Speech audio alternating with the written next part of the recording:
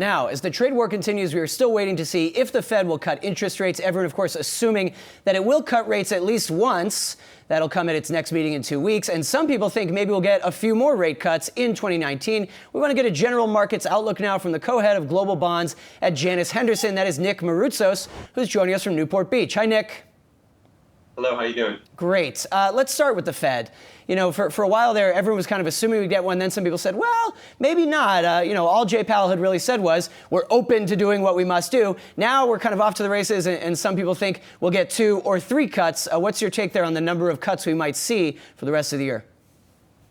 I think it's still in limbo. We are definitely going to get a cut in July 31st. That's pretty much baked in the cake. It's the question of whether or not we're going to get future cuts. The July 31st cut is basically reversing the hike that we had from last year. And what has really changed? If you look at the economy, you have higher retail sales, you have the consumer that's strong, you have solid jobs, equities are off 1% off all-time highs. So of course we need to be cutting interest rates, right?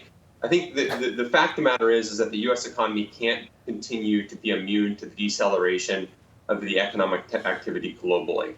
And to be perfectly honest, it's trade that's making the Fed shift. It's equity pricing, and it's also from continuum misses in inflation. The Fed is looking to ignite inflation. They don't want to end up like Japan, where we're mired in this low rate environment for an extended period of time. They're trying to sort of spur that and really sort of catapult us forward so that we don't have to worry about inflation misses or moving to a more deflationary environment.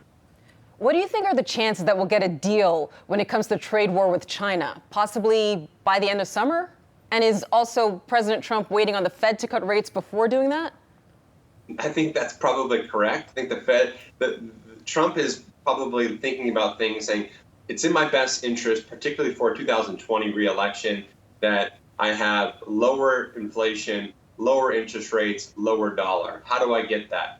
I talk the markets down, I talk up this trade deal, how we're not making any progress, and then all of a sudden the Fed's cutting interest rates, so boom, you get your lower interest rates, you get your lower dollar, and then a trade agreement gets done, equities are off into the races, perfect timing for re-election. Nick, we've got a big earnings week coming up, and just yesterday we saw Netflix.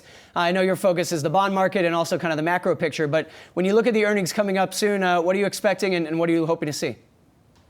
Look, I think earnings will continue to be mixed. You have Netflix that missed, a couple major numbers. You have other corporations that are going to do okay. Look, the global economy, and particularly looking at the U.S., is doing okay. We're in the latter stages of this cycle that we've been in for a number of years. The Fed, the government is looking to extend that for I guess multiple more periods. So the question becomes is whether or not we can extend that.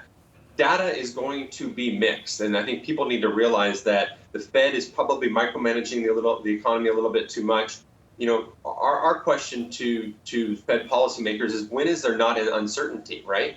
So if you have corporations that are missing earnings, you have data that's necessarily missing the mark, they will adjust policy, but hopefully we don't get in a situation where the markets force the Fed's hand to move policy to such a degree that the Fed basically they lose out on all their ammunition going forward. Yeah, it's going to be very interesting to watch. We'll have to have you back on soon to talk about it. Thanks, Nick. Thank you.